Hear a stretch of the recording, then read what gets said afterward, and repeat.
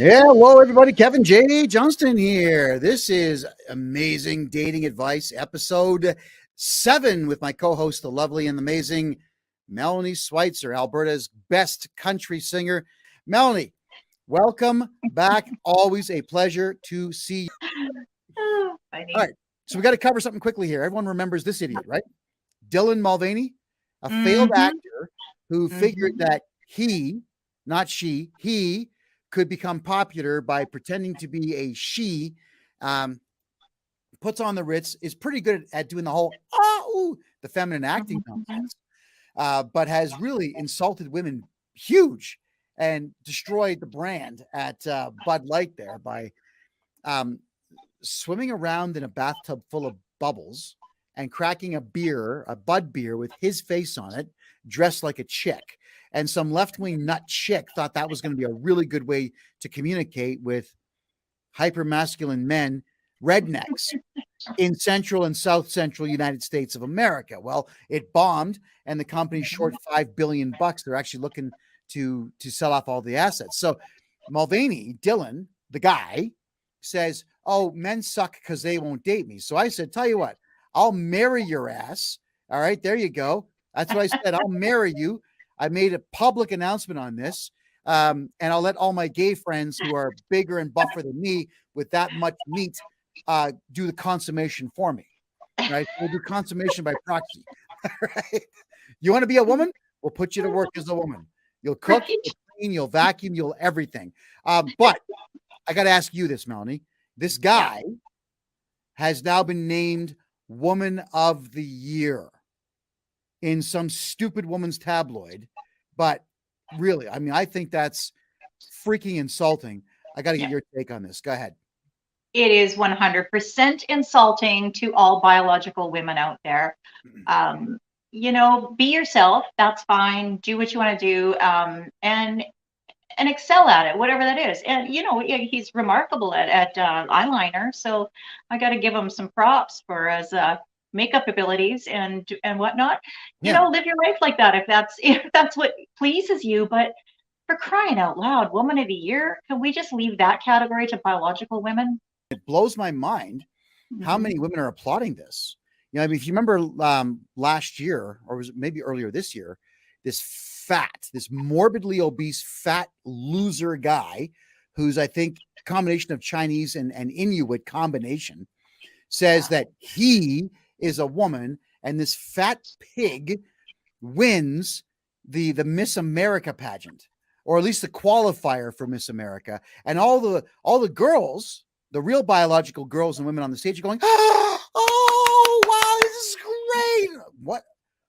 Why would any woman think that's a good thing? I got to hear your take on this. I have no words for that. I can't even wrap my brain around why the wokeism is so embraced by some people. I don't get it because I don't support it. I mean, I'm not judgmental. Like I said, live your life, do it, whatever floats your boat, do that. But for crying out loud, I wish they'd just stop rubbing it in everyone's face on every media platform. Okay, Stop well, it. I brought this up because it was a question that was asked of me, like an actually well-typed email to me, on my thoughts on Dylan Mulvaney being named Woman of the Year. Mhm. I don't say this often. I'm disgusted by it.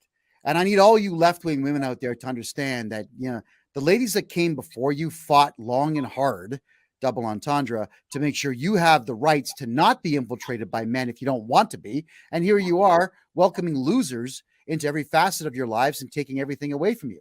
Now, I mean, if you want that, by all means, but don't expect me to be happy about it. And by the way, Dylan, get back to me soon, because we're actually thinking about putting together a lawsuit against you. You wanted a man to marry you? I said I'd marry your ass and let the other guys do stuff to it. I mean, I'll probably film it for clout. But yeah, you want to be a woman? We're going to make you one. You're not going to like it. I promise you that. All right. A video came out a couple of weeks ago, Melanie.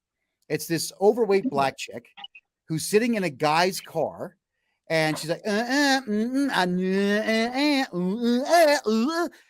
that she wouldn't get out of the car. And she's filming it live on her social media on her first date, criticizing this guy who's about 23 years old, maybe, about the fact that he took her to Cheesecake Factory for dinner.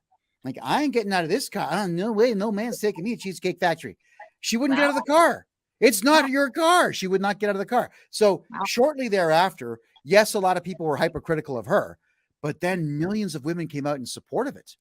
And here is a list of all of the places that American women do not want to be taken to on a first date. Let's go through this, shall we?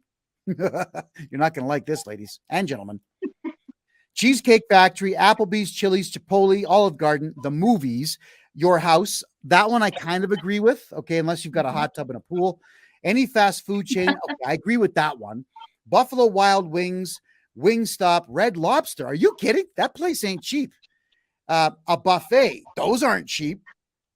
Buffets are not cheap, everybody. IHOP, Denny's, the gym. I don't know. I've had a couple of gym dates. Church. Well, I mean, if you're both religious, why not? Or maybe they meant to say church is chicken, but who knows? Starbucks or coffee dates. Let's talk about the coffee dates for a second, Mel. We men, we don't want to invest more than $5 anymore on dates because I'm going to be honest here. We men don't feel that it's worth it anymore. So coffee tends to be it. You know, I even get upset when it's a coffee date and she orders a $7 Frappuccino. Can you not have a $2 coffee and I'll determine if you're worth more than $2? Like, let me decide that. Right. I actually think coffee dates are a great first date because especially if it's a cold date or someone you just sort of met online and haven't had much interaction with in person, you're not committed for a long time. How long is it going to take you to drink a coffee? 20, 30 minutes at the most. So, if it's terrible, that's a great amount of time to allot for a first date. And if it's great, then carry it on. But usually on a first date with me is I say, look, I am only going to hold you to 10 minutes here. That's all I'm expecting. So put it on your clock. If after 10 minutes, you think I'm a loser, you think I'm boring, you think I'm creepy, just get up. Don't even say bye. Walk out the door. No hard feelings. I think your screen turned sideways there. Oh, it did. Weird. Oopsie. I didn't do it. All right. What's going on there? So that, like, the coffee date, I agree with you. It's actually a better way to chat because what is going on? There's neither party going to invest a great deal of dough in that. Right. Yes. And neither party should feel upset about a $2 coffee plus whatever the fuel cost was to get there. Right. And I think you froze. Oh no. Phone trouble. Let's go back to the list while you get that going. Ice cream dates. I don't know, ladies. I like ice cream more than I should. Yeah. Family functions. I absolutely agree with that one for a first date. We just lost Melanie there, but and throw it in the chat, folks, if you guys agree or disagree with this list. But I would never allow myself to be taken on a family event. I don't want to meet her family. It's to get to know her. And if she's worth it, then maybe after about the 5th to 10th, maybe even 20th date, that's when I'll meet her family. So yeah, I happen to agree with that one absolutely immensely. Ready. Movie night, I guess at your house, Netflix and so on. I don't want to watch movies on a first date. So I agree with that one. I'd rather talk. Somewhere that requires a long drive. Okay. I agree with that one as well, because if the date sucks, you'll find that out in the car and you're not even at the destination yet. If it's an hour drive to get there and you're not getting along and there's no chemistry in that time, sure, I agree with that. Bowling, I don't know what's wrong with bowling. Nightclubs, well, from the standpoint of you can't really talk. Oh, wait, Melanie's coming back in here, folks. Just a second. There she is. And Melanie's back. All right. So I don't know if you heard the last couple here. I agree with family functions. We're not going to go to family functions on a first date. Forget that. I agree. Movie night at your place. I agree with that too, because I don't want to watch a movie. I want to talk to the person. Someone that requires a long drive. I agree. The drive could suck, and then the date will suck too. And the drive back will suck more. Bowling. Is bowling really that terrible?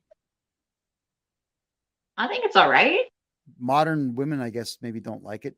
I don't know. I guess Bowling's okay. I mean, I suck at bowling. I think I'm my pretty best scheme was close. probably 150, maybe. But it's still, it's a chance to talk for an hour. Exactly. Oh, and I'm an ass man, so it's a chance for me to see your ass from every angle imaginable, especially bent over, and I don't even have to do anything to get you to bend over. So not All you, right. not you, because you're in the friend zone, but you get what I'm saying. Well, now we know you're adding bowling to your date list. I just thought that bowling's probably a good idea. And maybe let's go back to this one here on the gym. Number 15, the gym. Mm-hmm. We'll make it a squats day. How does that sound? All right. Moving on. Nightclubs, you can't really talk, so no. And if neither one of you knows how to dance, that could suck. A hookah bar? They're cool. That's There's a not lot for of hookah everyone. bars that actually have the vaping ones now. So you don't even have to light the shisha or the tobacco. Mm-hmm. But it's a chance to talk. You don't have to use the hookah. You can drink tea. True. Yeah. There's a lot of really good teas out there at the hookah bars. Mm-hmm. A bar just for drinks. Yeah, okay.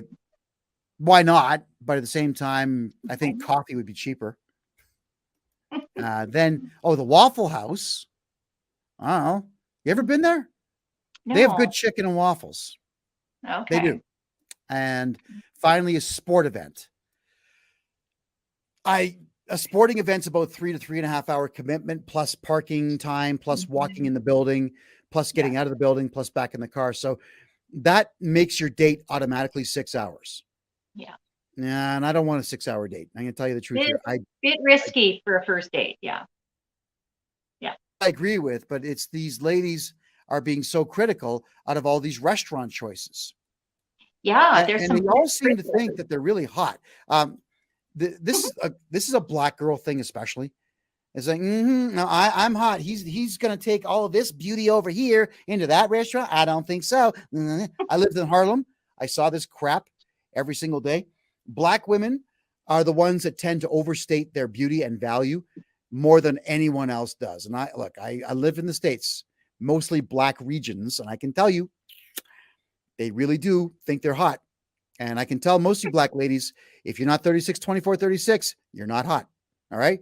And if the hair on your head is a wig, you're definitely not hot. And most of you, I know the secret. It's wigs. You wear wigs. And that's why I love that guy. I forget his name. He's a white dude, skinny white guy. He's really tall. And he walks around with a leaf blower, pretending to work for the city, blowing, leaves or dust off the sidewalk. And he'll go, whoops. And black chicks' wigs go flying. Now, normally I would say it's not a good idea to play pranks on people you don't know. But because I know I used to live with so many miserable black women around me all the time in Harlem, South Chicago, West Philadelphia, Biloxi, Denver. I think, you know what? That's great. If a black woman's angry at a white guy, that's awesome. That's a personal thing. That's all. Definitely a personal thing. So any other thoughts? Any place you would not go on a first date? Well, I would think not fast food, but when I say fast food, I guess I think a little different than the American women that made that list, because I would consider fast food to be like McDonald's or Burger King or A&W, not those places.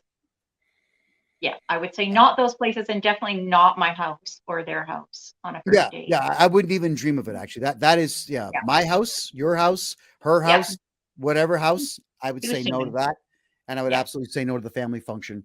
I personally would not take a date to church, because everyone knows my stance on religion and spirituality, and the last thing I want to do is try to get to know somebody sitting in a booth listening to someone else talk for 2 hours. Not happening, period. I'm going to stick with coffee, ladies. We're in a different time in our history, ladies and gentlemen. All right, we are. It's no like chivalry. I hate that word because it's actually extremely inaccurate. Chivalry was a really horrible system of government. It had nothing to do with behavior, because a chivalrous knight would ride in on horseback into your village and rape whoever he wanted and take your money and leave because he had to give it to his lord. Chivalry is not manners, good manners. It's horrible. So let's not say chivalry is dead. Let's just say that society's expectations have shifted. So taking a woman on a long, drawn-out dinner date is no longer feasible. The coffee date is something I'm doing because I can talk. If you're interesting, I can say, would you like to get out of here and go do something more interesting? Now, but I better have a suggestion. If I'm going to say that, I better have a thought in my head. And this is Calgary. And if the weather's good, there's a lot of places to walk. This is a grid town for walking around and whatnot. So that would be a suggestion I would make. Your thoughts? No, that's a great suggestion. Yeah, I would say my top two first date ideas would be coffee, or maybe a couple of cocktails. But stick to a couple. Don't exceed that, because some people they have more than two drinks. They want all of the drinks, and that's a terrible idea on a first date. So Yeah, and I notice there's a lot of women in Alberta. They do a pretty good job of putting on a good show of being a little uptight, but then they have two or three drinks and they're totally loose, and weird stuff starts happening. Now I have a personal philosophy here, which has kept me out of trouble my entire adult life. I will not sleep with a woman who's drunk unless I've had consensual sex with her 12 previous times, both parties being sober. Because after the 12th time, it's established we're good. All right. So if you're a bit tipsy and whatnot, and we're both horny, go for it. But no, sober 12 times, I will not sleep with a woman who's drunk beyond that expectation and or rule. It's a rule of my life. But I did notice Alberta women, they're pretty interesting. They get a couple drinks in there, and all of a sudden it's like, let's do it. You're so hot. Let's do it. Like, I watched you have 2 drinks. Is this an act? Like, am I being put on here? Yeah, the answer is no. Sober up, then tell me when you're sober. Right. yeah. Yes. So here's one, folks. I had to show this one. This was sent over to me by Mike Martins from the podcast Mike in the Night. Check this image out. Theodora is 20 years old. She's on Tinder. Theodora, okay, she's fit, but not really. There's no muscles in the abs. She's thin because she's young. That's it. The metabolism is high. So this figure she has is not really earned. It's genetics. This face, If she was to pull her hair back, I think she'd look like a guy. All right. So this one here, I don't know. If you were familiar with the days of the week to judge a woman, the Saturday night nightclub chick, that's the ultimate chick. Like you're the Saturday night. And if you're the Monday morning hangover, the Sunday morning hangover, then you're the worst. This one here is about Wednesday late evening coming into Thursday morning. But she'd have to buy dinner. Okay. So she says she wants 6 foot, 7 figures, 8 inches. A man who's 6 feet tall, making over $1 million a year, and 8-inch schlonger. All right. Or she says, what? Keep going. Okay. So I would go, gone. Because you're not my type. You're not attractive enough to be making that kind of a demand. And what she's asking for there is less than 1% of men in North America. So good luck, sweetheart. But that's when I found out about the rule of 6. And women in North America, especially. This is a thing, Melanie. 6 feet tall, 6-figure salary, 6 inches long. I've heard that. Yeah. And that is less than 8% of the population of men. Wow. Okay. Now, what would make the average woman who wants that think that above average guy or above average stats guy would want anything to do with you? Not you specifically, Melanie, but you in general, like, the public Right. out there I'm talking to. What are you bringing to the table to a guy like that? So your standards, ladies, are a little bit too high, considering that the odds are really good. You have nothing to offer. I mean, nothing to offer. You're up. Your thoughts? Yeah, I think her list is probably a little too unrealistic, or should I say unattainable, like you said. So, Yeah. I wish her the best of luck. At least she's made a list, which is more than what most women have done. So, I give her some credit there. I suggest making a list, because I think that you kind of manifest what you want by doing that. So it's the same as goal setting. So make a list, but make it attainable and somewhat realistic. I just learned this year too, the half plus 7 rule. Have you heard of that one? Half plus 7. Oh, you haven't heard of this? Yeah, I just learned No. that this year too. So I learned about the 6 plus 6 plus 6 and the half plus 7. That's a cougar thing. Oh, So you can, that's as young as you should go as a cougar, half your age plus 7 years. oh, So, okay. yeah. So if you're 50, 32 is the youngest that you go? Yeah. Okay, well, I know cougars that go much younger than that. I do too. Yes. Yeah. Yeah, there in Burlington, Ontario, there was a cougar bar. I forget the name. I think it was called 54. That might have been the name of it. And they had cougar night. And literally all these horny dudes would show up, between 20 and 30, and there was a whole bunch of horny women all over them. Wow. But it was a different time. This is like 20 years ago I found out about this Yeah. place. And back then, women in their 50s did not work out as heavily as women in their 50s do today. So they were not as attractive then as they are now. And this is an observation I've made a few times. And it's always women that scold me for it. Smarten up, man. I'm remembering when my mother was in her 40s, early 40s. All of the women on the street were overweight at that age. Like they had just all given up on feminine looks. They didn't think they had to exercise. No makeup. Yeah, they were. Yeah. Yeah, I know. And they all had curlers in their hair at night. And I tell every woman the same thing. If you go to the hairstyle where you've got curlers in your hair and you've got this white afro, you've given up.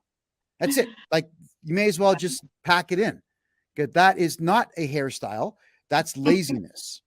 That's like a guy walking around in ripped shirts and track pants everywhere he goes.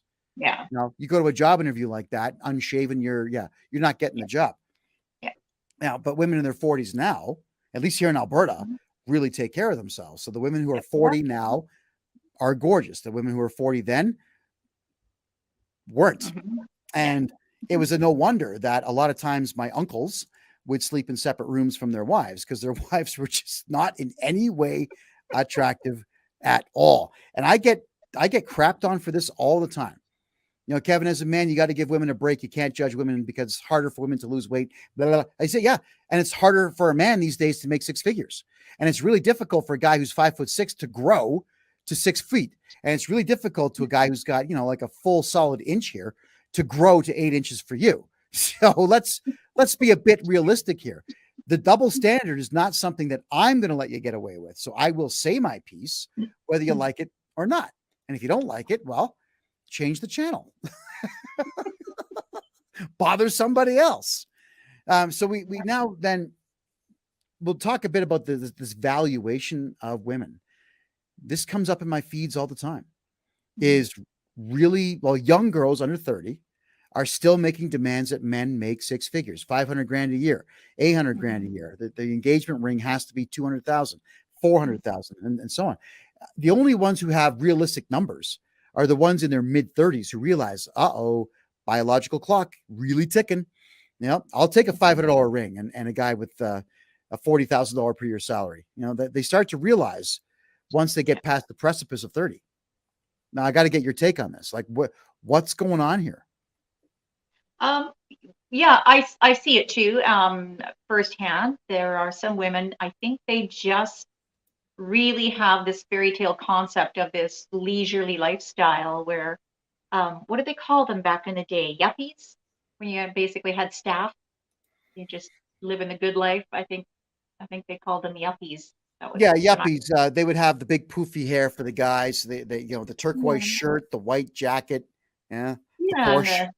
The girls just wanted to like float along and stay at home, maybe make kids, maybe but yet they still want to stay at home, but they don't want to do all the housework. They want a maid too. There's so much of that. And I even had a girlfriend that was the same thing. She stayed at home mom and had a nanny. I'm like, what? Yeah. Crazy. Well, so it is a stigma, I think. And I mean, if you can make that happen, great. But I think that let's quality just be honest, people. okay. If you can make it happen, great. Let's be honest here, ladies. You're living in fantasy land. It's not going to happen. Yeah, and you're probably letting some really quality men slip through the cracks because they're not adding up to your crazy checklist. So yeah, Okay. Well, there's another video I saw. Girl was about 25 years old, really obnoxious. She was saying that whenever you are dating a guy, you should be dating 3 or 4 more guys, and that way they'll fight for you because men will fight for you. Blah blah blah. And I stopped the video and I made a video of myself saying, "The hell we will, the hell we will." Are you Yeah. kidding me? As I said in the last couple of shows here, ladies, you're competing with video games and Hulu and Netflix and cell phones. You're competing with virtual reality now. I don't know if you've seen this, Melanie. This thing costs $55,000. It's a treadmill that you can run any direction. So I'm serious. It's got railings at waist height. You put on the visor, which is now wireless. You've got the guns in your hand. You can see your own hands with this virtual reality kit on, and you can run any direction in this virtual world. So you're competing with that. And let's talk about the Japanese for a minute here. Japanese women are competing with dolls and artificial intelligent virtual girlfriends. And these Japanese guys are actually going to these places where they've got these unidirectional or multi-directional, treadmills, and they're going on walking dates with virtual girlfriends. And Japanese women are like North American women. Why the men don't like me? Where the men go? I'm serious. So you women out there, you're competing with technology. And men, Melanie, we love our toys. Jordan Peterson said it. Men are more interested in things. Women are more interested in people. And if I had to say, do I get my dream woman or my dream car? The 74 Barracuda. Sorry, ladies. I'm taking the car. Because I'll find not necessarily my dream woman with it, but I'll find a whole lot of women who are close, right, with the car. And I don't think women understand that they are competing with all of that. And also competing. Well, yeah, but Melanie, they're also competing with men who are fed up with the entire system. Like family court needs to be dissolved. Men are fed up with losing their kids and losing half their house and half their wealth and paying alimony. And then you've got guys like, what's his name there? Dick Masterson. He came out and said, alimony is like paying a prostitute. You're actually paying the whore to leave. Now, he wasn't popular for saying that, but that's how men are beginning to see it. So you're also competing with that. A whole swath of the population of men are jaded because modern women have become narcissistic and they just want too much from us. But you probably have a take on this. Go ahead. Right. Well, I think that you're being a little bit judgy because it does take two. Yes, and I can see the need sometimes for a little bit of extra support. Say that the woman has put in her time, raised the kids, stayed at home, worked for the husband in many capacities, and then he ditches her, moves on to, say, a younger model. I think he should pay her a little spousal support because she's literally just been thrust into this new life unwantingly and unexpectedly. So, I don't necessarily think that some of that is a bad thing if you've accumulated things together. So, I mean, we'll disagree on the whole like spousal support and 50% of assets and whatnot because I have a different. Okay. Well, here, and I'm going to clarify that. You guys buy a house together and you pay for it together and you run it together, split the house and go. All right. Yes. But, I mean, let's just say you bought a house for $20,000 in the States because you can do that 10 years ago. And now the house is worth $200,000. So the two of you are going to walk away with the splitting of $180,000 in profit, $90K each. And if you're going to stay in a town like that, well, $90,000 is rent for 30 years. How are you not happy with that? How are both parties not able to take that amount and rebuild? Yeah. They can rebuild. Yeah. But why should she get half and then he's got to give her a salary as well? With the way salaries are these days, I mean, if you're only making $3,000 a month, and then that's a high for most places, and you got to part with 33 to 50% of that. How are you going to live? I mean, the woman will be able to rebuild her life. So she'll get herself a new man who pays her way, and the old man is paying her way. So the old guy, and this is where men get really pissed off. I would never give a woman a dime who now has a new man. That's his job. She's his problem now. I'm not giving you a penny. And I Yeah, would okay. renege. If I was That's court fair. ordered to do so, I would renege. Mhm. Now, I'm a Okay. decent enough guy to pay the alimony. I would do it for a year. I would say, there you go. You got a year to get your shit together. Not together yet? That's on you. That's not on me. Because I'll make sure in that year I get my act together. All right. So Yeah. can we all maybe just be a little bit stronger and take care of our own issues and our own selves a bit more than we have as society? Just a question. Right. And the other thing I wanted to kind of counter was the fact that men aren't the only ones who are bitter and slightly jaded, because women Oh, yeah. have, women have the same issue on a different on a matter of different topics, I'm sure. But Yes. Well, I know what the topic is. Women are jaded because they're expecting men to think like women. He's not sensitive to my emotional side. He doesn't get my feelings. He doesn't validate my feelings. Well, we're men. We don't give a shit about your feelings if your feelings are going to impede our lives and impede our day and our task list and our earning capacity. Your feelings mean jack. I think And it's cute that you think you know what women are jaded about. why don't you enlighten me? Right? Because this Yeah. is what I hear the most. This is what women Okay. say. Okay. They say They it.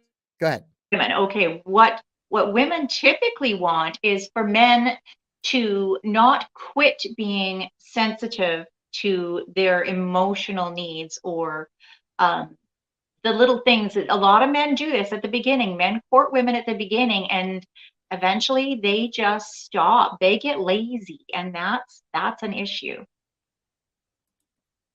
Do you mind if I maybe enlighten you as to why that is?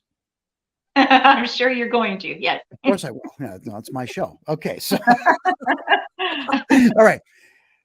To listen to a woman's emotional needs and to address them as often as we need to, our brains aren't built for it. We can't do it. It's exhausting. It really is. And we don't mean it to be that. And I don't want it to come across that you're a burden, but it is tiring to go through it, because with men, if two guys have some type of an issue with each other, it'll be an argument, a shoving match, a brief tussle on the floor. They're friends. 15 minutes later, everything's back to normal. We're good, and so on. But with a woman's emotional state, it could start at 8 a.m. and it could be 700 texts during the day about how terrible I am or terrible he is. You're not sensitive to this. I hate that thing you said. You know, why were you looking at that other girl? This stupid crap that we don't even know what you're talking about. And then we got to deal with all that when we get home after an 8, 12, 14-hour day at work. So it's not that we don't like you. It's not that we don't love you. It's not that we don't want to see you happy, but we can't handle it. It's too much work. It's easier. The example that I always give about having climbed a radio tower in about an hour and a half, dragging 300-foot tall tower, dragging 70 pounds of tools up that thing and being strapped in for a day. I'd rather do that than listen to a woman complain. I'd rather do that every day. And that's not even a joke. It's draining. Yeah. Yeah. It's hard. It's hard Okay. to do. Yeah, and I get that, but it's also hard as a woman to invest as much as we do emotionally sometimes, and basically get nothing back. So yeah, it's that's why marriages don't last anymore. People just don't want to do the work. So just don't be an insensitive prick, I guess, is the Okay. bottom line. Yeah. Okay. But your man should still know what the hell you're talking about. And that's something Well, that yeah, we yeah. don't know. You're upset. And We know you're upset. That's obvious. Why? yeah. So yeah, women Yeah. need to get better at communicating. Yeah. Why? Just tell us why. Oh, but in plain English, Yes. that helps too. Without the drama, that helps Yes. too. Yes. That really helps. The drama. It does help. Yes. Yeah. And I'll tell Yeah. you why. And this is, again, we're not insulting women here, people. We're just talking about the differences here. Is as men, an argument or a disagreement or a disobedience is viewed as the height of disrespect. And when a man feels disrespected, his love for you fades for a short period of time. And if he feels disrespected, let's say 3 or 4 days in a row, he would be happy to watch you walk out the door and think, oh, thank God. So you got to weigh out, what's the complaint worth to you? And what do you think you're going to gain? because the average man and the intelligent man out there will tell you that you're going to gain nothing by complaining, but you Right. will by talking. Now, You can can sit down I? and have a if we get it, you'll get what you want. Go ahead. I just need to interject there because Yes. you said what was it? Oh, I was trying to remember exactly what you said. Basically, my counter would be that we need you guys to, like you were saying, women need to zip it or whatever and do certain things. Well, men need to just pay a little more attention because you guys can tell when we're off. So if it's important, like you kind of know that by your reaction you could make things worse or better too. So I think we all just need to True. step up and do a True. better job. Nothing wrong with what you just said. I'm illustrating a point with the male brain, how it works.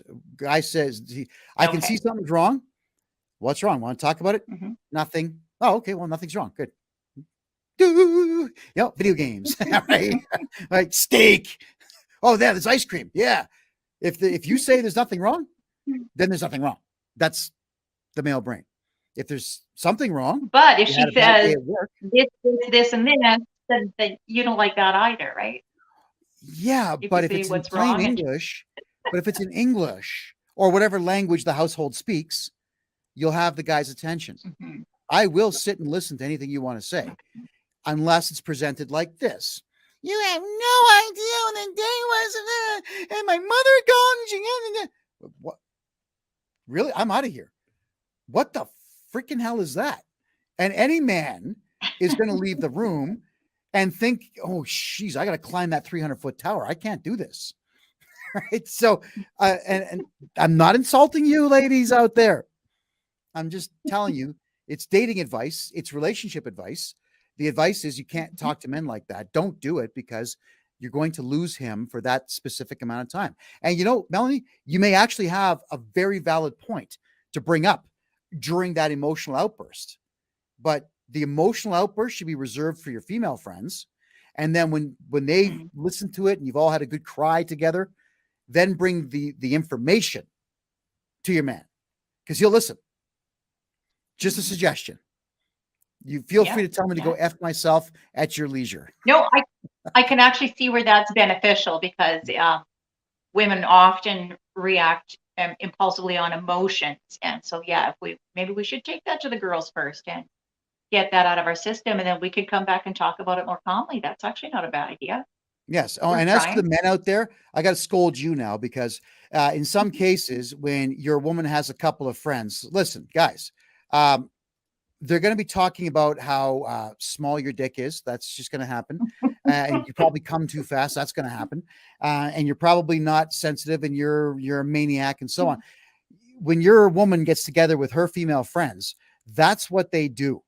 They're just going to have this massive session and probably cry together. I've seen this. I've seen a room full of women crying and I'm out.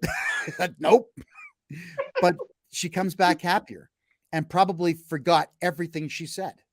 So just accept the fact that some of her friends are going to believe that you're only this big because she needs that. She needs to expel that nonsense. So guys, don't take offense to it. It's ridiculous. But getting back to what I was saying about men feeling disrespected, I had to play this video. I'm going to toss this up right now. Oh, wait, there we go. Alrighty. This is actually very, very cool. Men, I am so fucking sorry for how undervalued, overlooked, and underappreciated you have been. Society misunderstands you, and at times, us women have been really tough on you. I'm sorry that you've been called insensitive when you've just expressed frustration when someone isn't applying feedback. That you were labeled misogynistic when you politely disagreed with a government agenda, which you had every right to disagree with. I'm sorry that nobody says thank you for the work you do in our communities that keeps our lights on, our houses warm, and food in our fridges. I know that some of you drive hundreds of thousands of miles to provide for your families and also make deliveries across this country.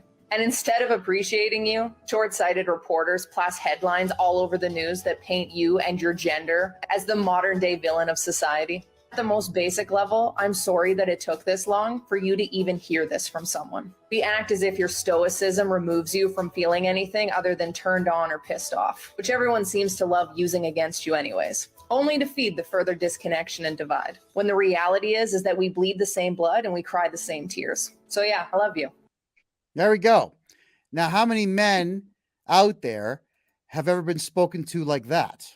I appreciate you. I'm sorry society craps all over you. I'm sorry that maybe I have not recognized your efforts a little bit better than I have. We don't hear that as men. And one of the things I do tell all men out there is, guys, we have to suck this up.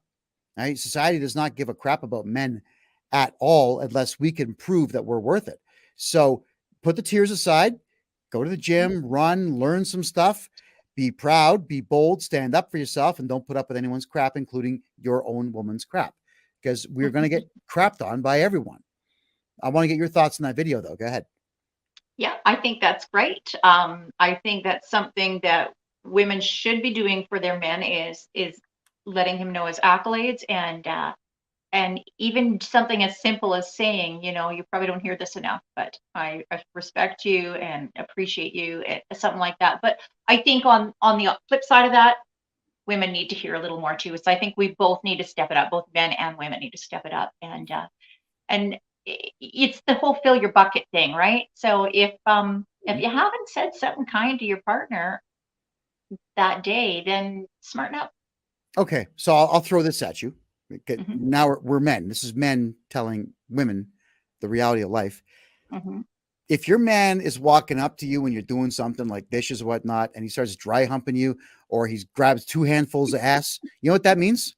You're hot. You're sexy. He's still attracted to you. He wants you. All right. That is love as far as he is concerned. You know how many times I've been involved with women, and you as men, we pull that stunt a few months down the road or a year down the road or wherever else, and we get pushed away. Stop it. Always. Yeah. Like, yeah, okay. You can take that stance. Let me tell you what might be happening. It might be a love language thing. If her love language is physical touch, then I think that will always work.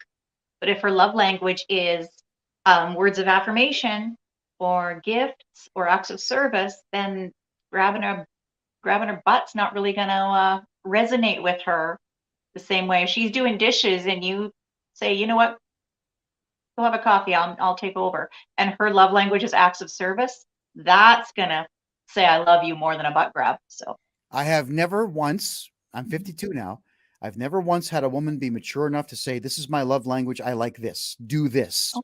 I mean, not once. Wow. Yeah, Mel, wouldn't lie to you on this, man. I have never had that level of communication offered to me once. I've always been told how horrible I am because I don't get it. I can't read her mind. I haven't figured it out yet. Blah, blah, blah, blah. I've heard all that crap. That is not going to bring me closer to you. That's going to make me say, you know what? I'm going to call some buddies of mine. There's probably a hockey game I can watch with the guys, or maybe someone rented the ice tonight. This was a thing in Mississauga. Like when I was up to age 25, I always had my hockey gear in the car because every single arena had ice rentals. You could just get in there with some guys you didn't know, drop $5 and play hockey. So, and believe me, hockey or whatever the guy likes to do, he's going straight to that the second that you're telling him he's wrong or bad or whatever else. So I would love to know what the love language is of every single lover I've ever had. Why don't they use language and just tell us? Unfortunately, I think there's still so many people that don't even know what that is. So they don't even understand themselves why certain things make them feel not adequately loved. I feel like we need to grow and educate ourselves more and then communicate better, in my opinion. Oh, well, I agree fully. And I'm not going to say that's an opinion. I can say it's fact. All right. Quit bitching and just use your words. Use your big girl words. Use your big boy words. Adults. Yeah. Because I'm actually aghast at how adult life is. You know, the older I get, the more petty everyone around me seems to become. I'm just scratching my head thinking, holy crap, how did this happen? I always thought that the adult world was going to be one that was free of this crap. It's worse. It's worse than high school, not better. Yeah, it is. All right. So ladies, I'm going to give you some help here. because men are very simple creatures. Aside from the bedroom, I'll give you some advice here, okay? Because the bedroom's easy. You want to make a guy happy, put things in your mouth, everything will be great for a short while. But how about this one? I was actually having this conversation with a few of my buddies today, and men are not always pigs with other men. Like, we really do talk about life. And the one thing that came up is, guys, there's a couple of men I know who've been married for over 25 years. And whenever the guy has had some rotten things happen to him, or he's down his luck, or just, not feeling up to it, they're involved with women who will make them their favorite meal and just sit and eat it with them. I don't think a woman knows the power of putting a man's favorite meal in front of him, but then you join him. Just like, if he's here, you sit like on the angle, right beside. Make sure your knee is touching his knee or something like that. Just sit with him and have his favorite meal. You don't even have to talk. Just sit with him. It's simple. But again, this is not something that's ever been done for me in all of that time. Even though it's something that I would have adored and wanted and would have worked, it's never been done. I'm not complaining because we're men. I don't have that luxury. I have to love me more than I would expect anyone else to do so. And unfortunately, guys, if you're watching this, that is how you're going to have to address it. But you ladies out there, if you'd like more success with your man, there's one idea. Melanie, your thoughts? Yeah, I think that's a great idea. And I've done that for men. I think it may seem a little bit traditional, but really, like, look how messed up society's gotten. I think that, the very least, going back to something traditional is probably not a bad idea. So cook them a meal, do something like that. That's as inexpensive and as endearing as it gets to me. That's something you put time and effort into, and I think that he would notice that. The odds are good. Yeah, like, as men, the odds are good. If he likes your cooking, he's going to say, this is awesome, right? He'll tell you, this is great. And he'll probably ask you a couple of weeks later saying, remember that palachinka dish you made, or that goulash you made, or whatever it is you made? Can you make that again? And he'll tell you, like, that's my favorite. Oopsie, we lost her. That's my favorite thing. So if your man is actually telling you what he loves about your cooking, or let's say your dad owns a restaurant and you grab his favorite dish from that restaurant, whatever the dish is, he will tell you what he likes. And when he tells you what he likes, do it every so often. But you can't just throw food in front of your man and leave the room. You got to sit with him. Just do it. Yeah. Sit with him. All right. Yeah. Another thing that we talked about today, and I won't be popular for this one, but it's all right, is the return to John Wayne, the return to Ronald Reagan on the big screen. Melanie, let's be honest here. Women in our modern society, they're crazy, and they're narcissistic, and they're self-centered. They're self-righteous. There's other phrases out there. Like, there's a good one I actually used today. I forget what word I used, but it's very descriptive of it. This is not saying women are bad. Our society, we've cultivated this. It's our fault as a society for the last 4 decades for allowing Hollywood to lie to men and tell them they're scum and women are smart and men are stupid. Like, we've got those stupid tropes. Whenever a woman in a movie or a TV show goes away, the father has the kids, the house is a mess, the diapers are full, he's unshaven, his shirt's ripped. That's what we're saying. Men, you're useless. Women, you're the best. You can be a mother and a career woman and be the best at everything. So we've spoiled women and lied to them about their value. And we've also said that we don't need men anymore. Like, how many times have you seen interviews where women are saying we don't need men? Well, considering the fact that 83% of infrastructure is run by men worldwide, yeah, you absolutely do. You're not getting lipstick, makeup, and tampons without men. It's just how it is. So we men need to start speaking up for ourselves, defending ourselves from this, and putting women in their place when they become disrespectful. And I mean, like, the height of disrespect, demeaning, rude, vulgar, crass, insulting, and then when they're hitting us, and I've been hit by every girlfriend. I don't hit back. I take it because I'm a man. Even my ex-wife, I pissed her off a few times with things I've said, and And I had to endure until she exhausted herself. She's not going to hurt me. So I cover my neck, I cover my crotch, and I take it. And most men take it. We do. But we need to stop. Guys, you got to stand up for yourselves. It's okay to be masculine. You can be loving, caring, kind, and masculine and stop that behavior without violence. It is entirely possible. But Melanie, I don't think you agree with me. So let's hear your take.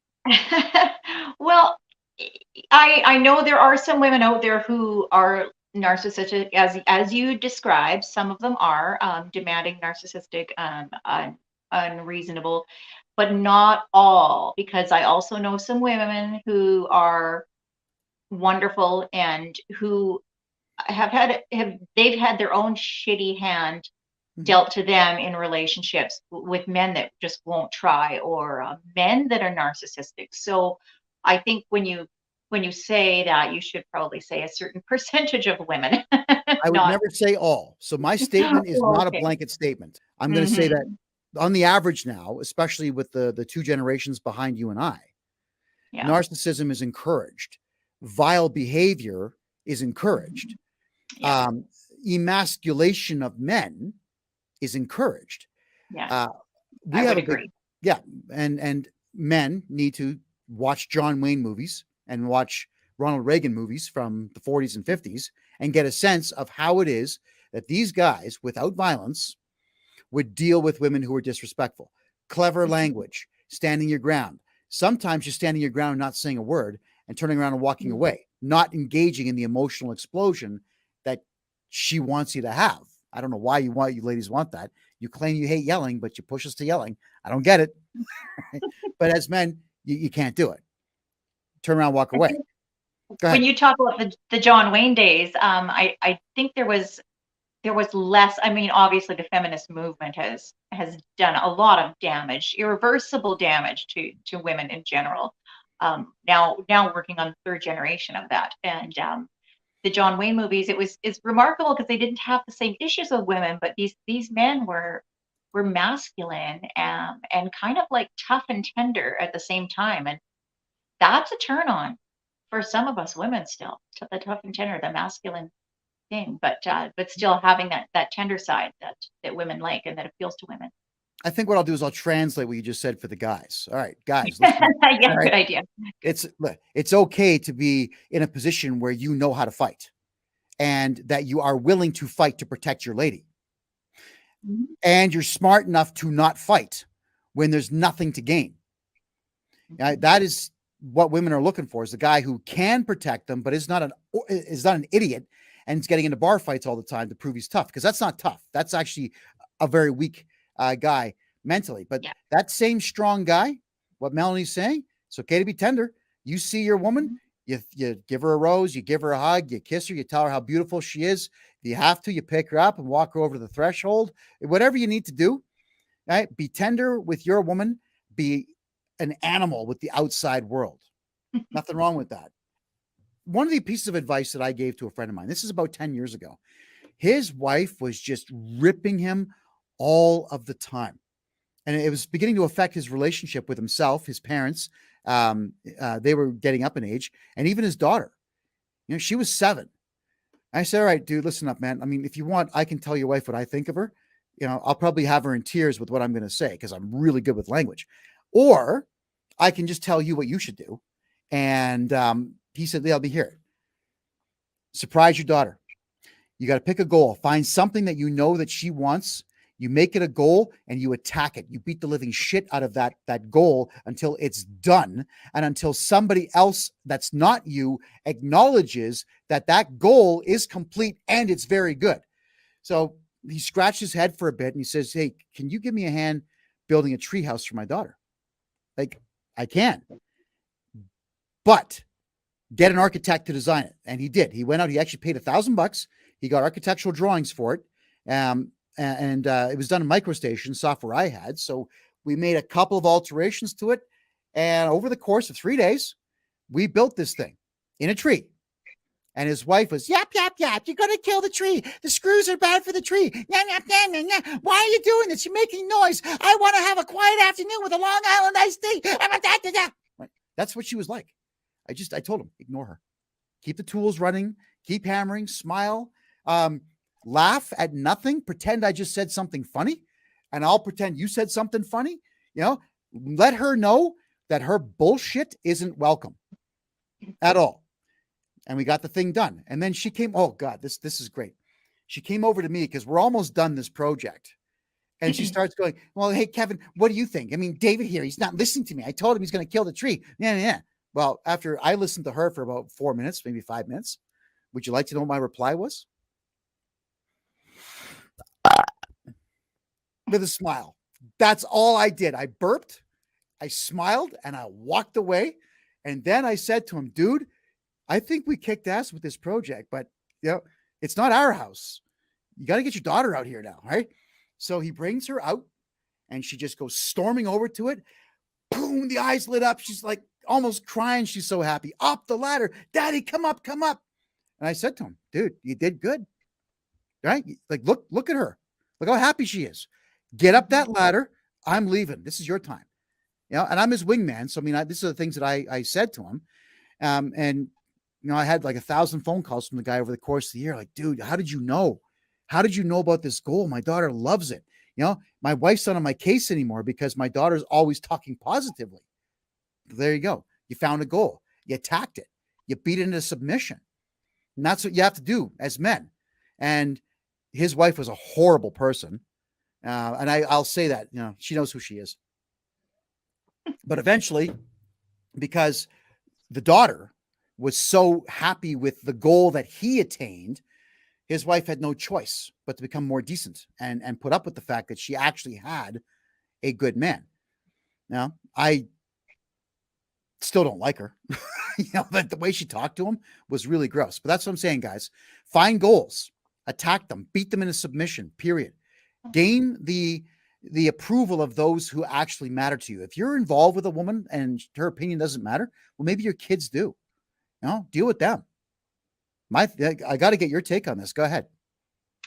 Well, I think that's great advice to men. And she definitely was a different kind of woman, because I think that I would have had a much different reaction if your man's doing something for your kid and you mutually, usually you want the kid to be happy. So I would have been a little more supportive and cheered that whole project on. But yeah, I think setting the goal and attacking it and trying to find those connections within your home to keep it peaceful and stable is maybe not the easiest thing, but it's important.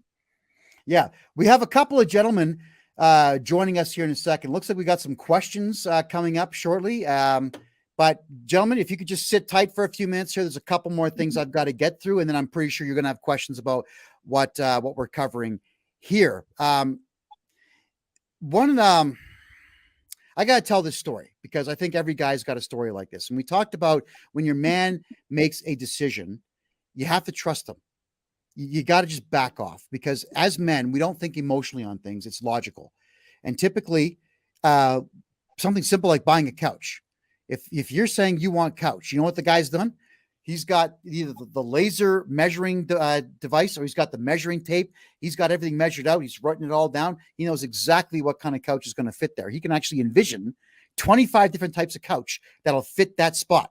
So if he's got the measurements done and he says to you, couch can be no more than 8 foot by 3 foot, and you go and buy something stupid like a 10-foot sectional, well, you've wasted money. You've pissed him off. You didn't listen.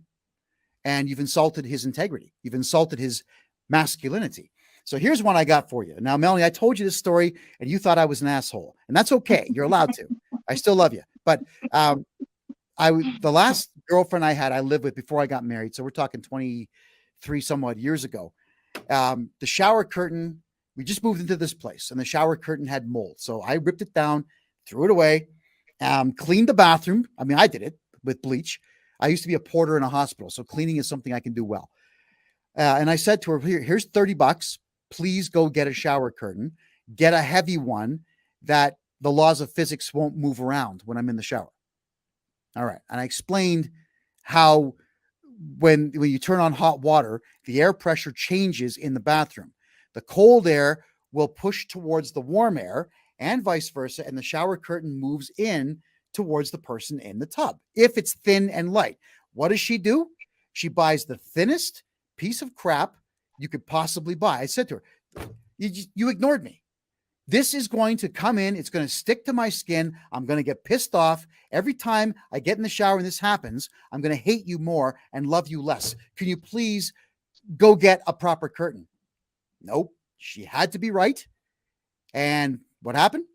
I'm in the shower every day for a week. And the curtain would just come and stick to my ass or stick to my back or stick to my arms. And I'm pushing it and I'm angry. So I weighed it down. I went outside, got a rock, weighed it down. What happens? They get offended that there's a rock in the tub holding it down. So the rock is gone, and here we go again. And as a man, there's only so far that things can push us, especially when we called it in advance. And men call things because we've got experience with them. So I just ripped the whole thing down, broke the pole, threw it out, and there was water all over the place. And for 3 days in a row, I showered with no curtain. And I kept handing her the mop. Here you go. You can deal with this. Or, yeah, give me my $30 back and I'll buy a real curtain. Now, you said to me when I told you this story, it's a dick move. You called me a dick, which is fine. But you go ahead and clarify your thoughts on this thing I've just said to you. And then I'm going to clarify it for you further. Go ahead. Okay. Well, I think you kind of were a little, when you kind of elaborated the story this time a little bit more. So I've got a little more clarity on the whole story. But earlier it was kind of like, do your job, woman, or you're done. Kind of that's the impression I was getting earlier. It's going to skid you. Well, I'm not going to throw you out of the house for a shower curtain. But, I get the whole that men are overthinkers. However, women like to do the decorating. And so when it comes to things like that, I think there has to be a little bit of room for some compromise. I get the functionality, but I think that leave her a little leeway and stress how important the functionality is. And then hopefully you guys can find a compromise that works for both. I got to clarify now for women, men in the bathroom. All right. Mm-hmm. Guy runs in the can, takes a shit, doesn't care about the floor, the wall, the sink, the color, the size of the taps, or the shower curtain. Don't care. All right. Because he wants the feces out of his system and out of his life, and he wants out of the bathroom as fast as possible. You ladies, you sit in the pot and do your thing. And you look at your decor and like, oh my goodness, I'm such a good decorator. I love my towels. Oh, this shower curtain's so beautiful. I'm so good. Oh, excuse me. That's how you guys see it. It's bizarre. And that's okay. I wouldn't have cared what color the shower curtain was. Just get a curtain that weighs 1 pound or more so that I don't have this thing on my skin. It's respectful to have listened to me because I didn't want the headache that I've just illustrated to you now. So I saw it as disrespect and a personal attack. Yeah. That's how men see it. That's fair. Yes, that's fair. I'm just saying you should we always got to leave a little room for some compromises. That's all. Okay. So compromise is, ladies, if any of you out there are kindly enough to sleep with me, I'll tell you how it works. I don't give a crap what color the shower curtain is. All right. I just want to make sure it's heavy enough that the laws of physics dictate gravity takes over and not air pressure. Okay. Can we agree on that? Smurfette, flowers, butterflies, who gives a shit? Take it. It's your curtain it's your color scheme, whatever you like. I promise you, I'm not in that shower for longer than 2 minutes anyway. Lucky for you, a lot of them have little magnets now and they stick right to the tub. So I would have settled for that. You should have been. And I mentioned that, and I was ignored. So there we go. The last thing I'm going to address here before we bring our two guys in that have some questions for probably you, Mel, because you're better looking than me, sort of, is the whole idea, guys. A lot of men out there, we're involved with a woman. We love her very much. We've got a wife, a girlfriend, whoever it might be. And for some reason, women will bring another woman in to their life, not as a sexual partner, but just a friend who's an excessively negative influence, who's constantly badgering her, saying, he's too short for you. You can do better, his hair's too gray, his chin's too small. You can do better. Right? You see any good in bed? Oh my God. So this negative crap just keeps coming up. Now, guys, if you know this is happening you have got to do everything you can to dust this person as fast as possible. And I've done this, Melanie, where I don't give women ultimatums. I just tell them, that friend of yours is bad for you. She's not welcome near me, not in my car, not in my house. I find her in my house, I'm calling the cops, just so we're clear. Now, would you like to tell her, or would you like me to tell her? And this usually is a cause for a fight. Now, I don't know why it is that women don't want to choose their man over this new friend or this family member who's a busybody loser.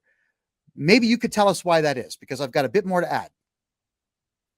Well, if it's a new friend, yeah, I think you definitely should choose your man over the new friend. If it's a family member, that gets a little bit tricky, because some people stick with family thick and thin, and maybe life changes. I know I have some family members who used to be loving and supportive, and life has knocked them down, and they're kind of miserable and grumpy now in their older, wiser, less pleasant years. But so people do change, and it's still hard to kind of to skid them. But yeah, I guess if you value your relationship, I guess you really do have to consider whether that particular person is toxic and adding strain to your relationship, or if they're helping. So Yes. if they're hindering, then maybe, yeah, not such a good choice. Okay, so guys, this is for the men now. The quickest way to get rid of one of those pain in the ass type friends and or family member that's interfering with your relationship with your woman, lawsuits, $1 million lawsuit. Put everything in there. Defamation of character. Oh yeah, there's tort for harassment, like just whatever it takes. And you tell them, hey, you can go get a lawyer for 50 grand, or you can just screw off for the rest of your life and I'll drop the suit. Your call. I've done this and it improved my life tenfold, because to have that type of nattering person in my life it's a borderline criminal. I'm not signed up for that. I'm not dating this friend or this family member who's a brutal pain in the ass. I'm dating my woman. So I will use the courts to get rid of bad people from my life, because life is short. I'm going to be dead in 30 years. All right. I got 30 years left, Melanie. That's it. And when men hit their late 70s and early 80s, you know what happens? It's this. All right. It's not this, it's this. And that's going to suck. So for the last 5 years of the 30 I have left, I could conceivably be impotent. I'm going to enjoy my life now and get rid of everybody who's a negative influence. So the last thing I'll say here, and then our two gentlemen are going to come on. This happened to me once, and I'm bringing this up because it's a really good example. I had a great relationship with a gal, no names. And then she just met this weird friend that was always making her cry, because this weird friend had problems. Not my problem. I didn't do it. And it wasn't my woman's problem. And this chick whom I hated just kept hanging around more and more and more. And finally I said, you got to go. You get out of my house. Do not come back. And I don't want to see you again. So we, my woman and I, after I did this, had a trip planned to the town of Midland, Ontario, which is about 2.5 to 3 hours north of Toronto, but 4 hours north in the winter, just because of snow. And I got there first because I paid for the place. Everything's all set up. I've got the candles there. I got the bottle of wine that she liked. Everything's there. Who shows up? My woman and this pain in the ass loser. Why is this third party here? Why is this third wheel here? And I said, you can't come in this place. I'm paying for it. Oh, but she has to come in because we're in the middle of nowhere and it's in the cold. Should have thought of that. I did not invite her. I specifically said, don't bring her. So she insists, she whines, she cries, and the two of them, I thought, you know what? I've got the solution to this. Come on in. And the two of them were sitting on the couch. Yip. Had nothing to do with me. Didn't want her there. I thought, you know what? This woman that I'm with has zero respect for me whatsoever. So I'm going to put on my sweater, put on my jacket, grab my backpack. I went out the back window. Got in my car and left. I just left. I drove all the way back to Toronto, called my buddies up and said, you're not going to believe this one. Right? She did not notice that I was not there until 8 o'clock the next morning. That's when the phone call. Yeah. Tell me about it. There's someone who didn't give a crap about me. So that's when she starts filling up my voicemail. You're an asshole. You got to come back and get me. No, No. We're done. I finally did answer the phone, and I never break up with women on the phone. I always did it in person. But I said, look, I told you I didn't want this person. I told you this person was bad for you and was going to cost you people in your life. Well, what do you mean? I said, well, she cost you me because we're done. And I hung up the phone, and that was the end of that relationship. So guys, stand proud. When your woman is screwing with you like this, then she has no respect for you, and the outside world's opinions mean more to her than you. Drift, split, get away from this person. Melanie, your thoughts, and then our guys are going to come in here and ask their questions. Well, I think in that particular scenario, that's a great idea. As far as the family thing, though, goes, I don't know. I mean, you pull out the lawsuit thing on a family member that I did. yeah, Twice. Two different relationships, twice. that's Right. almost like, and that's why you're not with them anymore. Because I think a woman would find that narcissistic, and a woman would find that almost as like an ultimatum, and women don't like that. So Right. And men don't like people coming in and wasting their time. fair, but No, if you no. value the relationship instead of a lawsuit, I think that a dialogue and a compromise, you want to hang out with that person, keep it to a minimum because it's unhealthy for us, and see, like, give her an opportunity to honor that. Okay. And if she Wait a doesn't, minute. then Hold on, Mel. It's almost like you're saying that I just went straight to that. No. oh, There's okay. progression. Oh, There's okay. progression. did. Like there's conversation, Okay. heated conversation, Okay. more heated conversation, frustration, anger, and then Okay. I'm finally there, right? Okay, So that's fair then. Yeah, that's I fair. do my best to be diplomatic because I understand that women interpret even a face like that as some kind of assault. Right? I get it. You ladies are not built for war. I understand. Yeah. But some people are just so horrible that you have to get rid of them. Yeah. And I agree. It's hard to cut toxic people out of your life, but it's worth it. Well, So, I mean, look how happy I am as a single guy, right? So I'm smiling. right. I got a lot of bad people out of my life. It's just how it is. All right. We have two gentlemen here in their mid to late 20s who have some questions. Gentlemen, thank you for being here tonight. We do appreciate that. Introduce yourselves, and I guess whichever one of you has a question, go ahead, start talking. How's it going, Kevin Johnston? Doing This well. is here, and this is my friend Lynn. I guess And my that's first question. Lynnne. Lynn. And double N's. All right. So with the E, it's a There's chick's no name, E. and with no E, it's a guy's name. I get it. I made sure it wasn't with an E. All right. So, gentlemen, full disclosure, I've had a conversation with you on subject matter like this in the past. Perhaps we didn't have enough time to cover what's ailing you today. So, gentlemen, you're up. All right. So my first question is, what do you do about women of today, especially for the younger generation, like between the ages of 18 and 26, 27?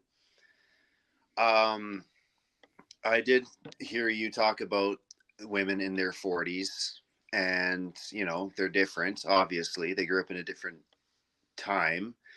But what do you do about women of today? Okay, Mel, I'll take this one first, and then you're up because I know I can tell the wood's burning. She's got something to say.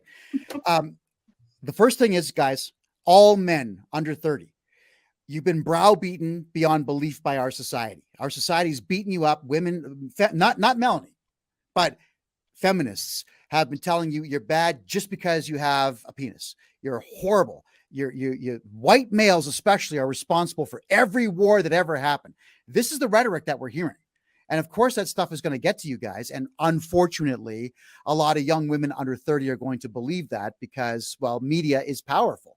So you're up against all of that. However, and this is the big however, and I have noticed this one with every young male who does take this advice, is the cultivation of your own garden. All right. I think I told you this before, and that is you're not going to catch any butterflies by running around with a net like an idiot. But if you foster a good garden in your backyard, the butterflies are coming, the fireflies are coming, the really hot chick down the street's coming to have a look at your garden. Everyone will flock to you. You have to make yourselves be the best possible masculine, hyper masculine man that you possibly can. This is going to be a matter of a lot of self-respect. You got to look in the mirror every single day, pound the hands down. You're a good looking guy, man. You have a lot of value here. Let's go take on that world. Whereas a lot of guys will look in the mirror, it's like, oh, I wish I had more muscles and I don't look good in this shirt anymore. Never whine, never complain, never once succumb to any particular depressive thought. This destroys men, especially young men. You guys got to do the positive stuff all the time. That is what gets the resonance to happen. When the chest is up and you got the smile on your face and the world knows you don't give a shit about anything, that's when those ladies come flocking because they want a piece of that. It's a mystery to them. Why is this guy so happy all the time? Why is this guy so cool? I got to figure this out. And they will. Melanie, your thoughts? Well, this is interesting timing because I just had a conversation with a young lady who used to work for me. She's now in her mid-20s and she's still single, and she's stunning. So I said, what is up with that? And she said, you have no idea, Mel, what the struggle is out there. She said there is just like no quality guys my age. So I asked her, well, what do you want in a guy? And she wants someone who's got his goals set. He knows what he wants in life. She wants someone who's fun, the things that I would think that I was looking for when I was 20. She wants someone who's responsible, fun, attentive. I think that some women are more programmed than they'd like to admit as far as needing attention and validation nowadays. So that's a challenge. But I think for you guys, especially in your age group, my son is in 19, and yeah, it's a struggle for him too. You kind of really need to figure out, and your values will change as you get older, but figure out what your core values are right now, like what's most important. And I think that it's important to find someone who as close as possible matches that, and matches your energy. You want someone who kind of you can walk and stride with through your relationship. So, and that's not easy, like Kevin and I said, and I'm sure it's the same in your demographic, that there's a lot more quantity over quality out there. Mm-hmm. Okay, so then I'd also add to that, Melanie, in that as men, we honestly need to stay goal driven, but your career is going to be number one. Your Yes. career will define you. You, the man, will be defined by what it is that you choose to do for a living, but also choose to do for a living better than the average could do it or will do it. If you are that kind of guy, then everything else that you do, you'll do at a heightened rate beyond what the average guy is going to do. You always have to be above average. And I crammed this crap down my son's throat until he was sick of hearing it. And then when he said, Dad, shut up, I'm sick of hearing it. Oh, yeah? Well, good. I'm going to say it again. And then I said it again. And I'm pretty sure you gentlemen have access to at least one or two masculine figures older than yourself who are going to reinforce that they trust in your skill set. They trust in you as people. You have to live off of that positive energy. Everything that women under 30 are going to say to you in the next little while is going to be hyper negative crap. And a lot of times they don't even know why they do it. So maybe cut them a bit of slack, but don't compromise you or your pursuit of that career. Women will flock to a guy who's proud of his career, because the guy who's proud of his career has the chest up. He's got the head up. He's smiling. He's on the phone making deals, and he's making deals without any concern whatsoever to what's going on around him. If you're the kind of guy who's cool enough to be making a business call and a car crash happens in front of you and you're saying, hey, Stevie, just a second here. Some guy just crashed into a guy. Hold on. Hey, buddy, you okay? Oh, yeah, he's fine. And you go right back to your business deal without giving a crap about the outside stimulus. Women are going to look at that and go, this guy is awesome. And I've heard this said to me, and I didn't know this at your age, by the way. So, I had to learn this crap the hard way. But that is what you need to be. Calm, cool, collected, no temper tantrums, career focused, goal focused, and not giving a shit. Pardon my French, but not caring one bit about the end result of what anyone else is going to say or think of you, period. The people you got to impress is you and the people that pay you for your skills and nobody else. Melanie? Well, I wanted to also say that it's not necessarily about money. I think what women find attractive in a man that sets goals and achieves and attains some level of success is that he's confident and he's driven, and that is safe for women. That feels safe. So it's not necessarily a dollar figure. It's the strength that comes with a man having the kahunas I concur. I to concur set with dollar figure. and It's not achieve the dollar goals. figure. It's the Yeah. confidence. It's the Mhm. it's her belief in your capacity to get done everything that needs to be done and protect her. That's how she'll see it. Yeah. So there we go. And even though Okay. Kevin said find something and be good at it, but still always be authentic, be yourself no matter what, because you'll find the right woman that way. Okay, All right, I don't disagree with that either. That's actually good advice. Yeah. Lynn, sounds like you got something you got to get off your chest there. Well, it's in the ballpark of the dollar figure, because all we hear from every source we can find is if you're not making over 300K a year, you're not a man.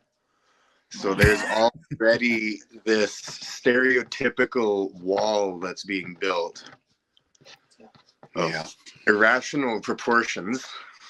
Mhm. And Oh, yeah. It's fantasy land. I get it. Yeah, These fantasy chicks island. live in fantasy land. Wow, that's Hey, if you disappointing guys as a want to know how to woman. count? Yeah, sorry, Mel. You want to know how to counter that nonsense? Just you sit back and you say to her, I make $10,000 a year. No, I just lied to you. I make 73 plus bonuses.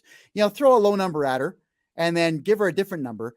But until she's earned your respect, until you know who she is, what you make is none of her business.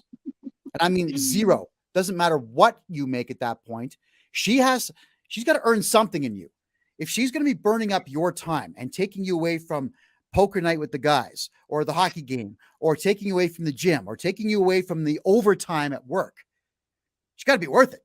So you boys need to agree with yourself and yourselves only what your value is and invite her in. You don't beg her to come. You invite her. Mhm. If she doesn't want the invitation, dust her. Move on to the next one. This is all a matter of you guys need to be proud of who you are and what you've achieved. And if you're saying to yourself, I only make 50K a year. No. It's I make 50K a year. And next year it'll be 57. Next year after that, it'll be 75 because you're setting goals. Her opinion, until she's your woman and you are responsible for her protection, her opinions should mean nothing to you. Period. Lynn, does that answer? Oh, sorry. No, Melanie's got something on this. Go ahead, Mel.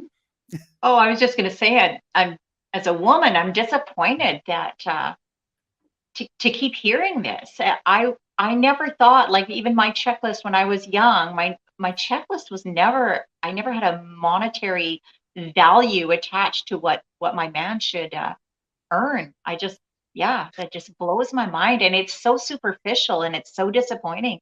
And I feel like there's going to be a lot of like I said earlier, a lot of really good guys slip through the cracks because of this. And women, smarten up, because you're probably missing out on some quality men that have some great qualities that you would find very appealing, and only because they're not meeting that one box that you want checked off. And I feel like some of these women are going to wait a very, very long time to find that, if they ever find it.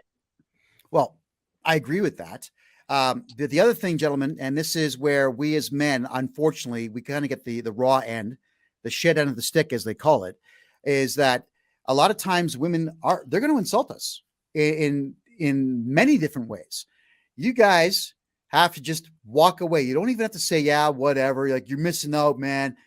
Just walk away. It's fine. And the best example I can give, and I think this is hilarious. I've said this before, but I went on that stupid speed dating crap. And I sat down at the table, and the first thing out of her mouth is, I like a man who's got 8 inches with girth. Okay, that ain't me. See ya. I just got up and walked away. I'm glad she said that, because I didn't waste the 5 minutes of my life talking to her about the potential of seeing me naked, when I don't I'm 7 inches short, right? So don't take offense to it. That's what I'm getting at. these young gals out there, they will be callous, they'll be cold, they'll be cruel. They will do everything that they can to break your spirit and crush your ego. You cannot care about anything that comes out of their mouths, positive or negative, especially negative, because you gentlemen have decided for yourselves, I hope you have, who you are and what your value is. And if some broad doesn't see that, well, too bad for her. You need not engage emotionally in any way, nor say anything. Just turn and walk. Because I'll tell you this, when you don't engage and when you don't play the game of, oh yeah, well, you've crushed her because she wants that reaction. You know, not giving it to her is worse to a woman than getting a punch in the face. Melanie, you're up. Well, I was just going to say, if having a family one day and having kids is important, then I guess, yeah, you definitely want to find someone in your demographic and someone young enough to do that with. But if that's not something you want, I'd try dating older women. Yeah. Well, see, that's the problem, because I did want a family, but then it's like the options of a good choice in the second half of the family is, you know, I don't like buying those $1 scratch tickets and losing $2. Okay, but I got to correct you on something you said there, Lynn. You said you did want a family past tense. So it sounds to me like there's no longer a goal. Now, if your goal is to have kids, then you better start working towards that goal. But that goal's got to stay in your head. And never again, if you want kids now, you can never again state that you past tense wanted children, but you've given up, because essentially with what you said there, you've quit. Now, I'm not going to ask you if you want kids and put you on the spot here. I'm going to ask you to talk to yourself and figure out, do you want kids? If the answer is yes, then you better damn well get goal driven. And the goal driven is not going to be, I'm going to go to the bars and hunt down tail. That's not what we're doing here. It's going to be, you are going to ramp up everything about you.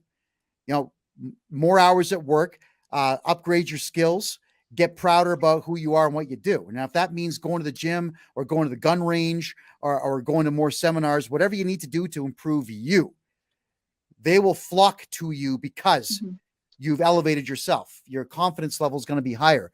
Your self-pride is going to be higher. And women, He's got a cool look. He's got a cool look going on. So there's that. Yeah, the long hair looks good. I didn't pull it off that well. Yeah. Nobody my age will say something like that. Yeah, I was just gonna say, like, I dressed up for Tom Petty for Halloween, and everybody was asking if I was Willy Wonka. Yeah, sure. Yeah, I'm Willy Wonka. Like, I suppose Tom Petty's been dead for a year or two. I don't maybe necessarily think that 24-year-old girls are going to catch that. Your generation's in trouble. You guys are refreshing. They should know. See, I was Jack Sparrow for Halloween, and nobody really cared about that. Like, I did really well, I thought, of my costume. All the boys thought. All the boys was like, "Yo, dude, this is awesome." But I'll say though, I got to say something in the ladies' defense on your costume, because I saw your costume, and for a second there, I thought, "Oh yeah, Captain Morgan's rum." That's the first thing I thought. And I was corrected that's fair. by a third party. I mean, the costume was good, but I made I actually referred to a cultural reference that's 25 years ahead of you. Captain Morgan rum was all the rage back in the day, and actors used to come out and play Captain Morgan in bars all over Toronto. So I'm hitting it from a different angle. Much like I'm pretty sure you guys have no clue what Howdy Doody is, the puppet show that I used to watch as a kid. Okay, so you know. Wow. But if I said Howdy Doody to someone who's 20 years old, huh? And there's no reason why they would know it. Much like when a 20-year-old says, "Hey, have you seen this meme about this guy who eats this stuff on this show?" No, and I don't think I'm interested, you know. So we cannot, as men, take offense to anything.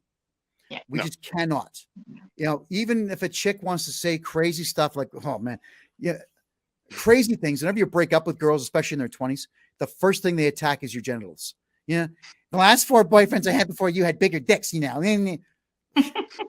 You You got to take it. All right. They don't mean it, but you got to take it, not be offended, not react emotionally, and continue down the pathway of improving you, because they will sniff it out and they will follow. Women will always follow a strong, masculine man who leads himself first and everybody else secondary. Melanie, you're up. Women should follow a strong masculine man. However, in their generation, sadly, not all of them are going to. So I feel like you guys, honestly, you have the biggest challenge I think any generation of young adults has ever had, ever in the history of forever. Yeah, it's gonna be an interesting next decade for sure for your generation. Yes. I Here's something here, Melanie, I got to say something. And guys, you might like this, is many times, especially when I was growing past my 20s and coming into my 30s and late 30s, is friends of mine who are women, they were in their 30s and they'd call me up, like just crying. And of course, we're men, like we hold the phone out like this thinking, what? All right. So I had more than 12 women that I knew crying to me about, I thought I would be married. I thought I would have kids, and all my friends are married and they've got kids, and my clock is ticking and I'm getting fat. So guys, revel in this. All right. When these bitches in their 20s, and some of them are, not all, some, when they hit their early 30s and they're alone, but their friends are married and have kids and so on, they're going to bawl their eyes out. They're going to cry. They're going to be eating ice cream and it's dripping down their shirts and it's all over the place. They do this.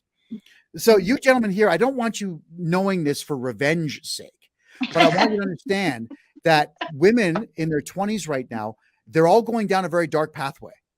You don't have to go down that pathway with them. Not at all. You boys need to work on you. Be the best goddamn you that you can possibly be. Because, and this is a speech that was given to me, so I'm going to give it to you, is back in the 1900s, like 1905, 1910, 1918, and so on. All you needed to be a millionaire or successful in life in general was just to have a better education than the next guy in line. That's it. Because education was not readily available to anyone back then. But now, all of you have access to information that even doctors in the 1920s and 1940s and 50s didn't have.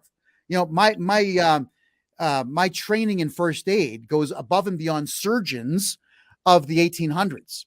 So we all have access to this information. Having a higher education than the average guy means jack these days. It's all now entirely up to you, the individual man, to be better than the average. Now, I'll make a comment here, ladies, and I think you're going to like this, ladies.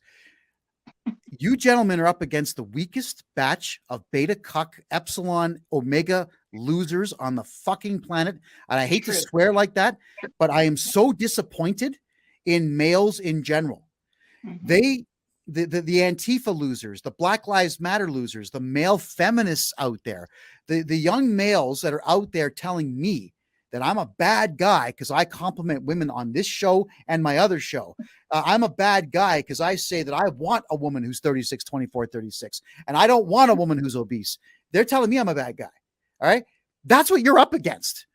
You're up against beta cucks that'll be the bitch of whatever woman that they meet.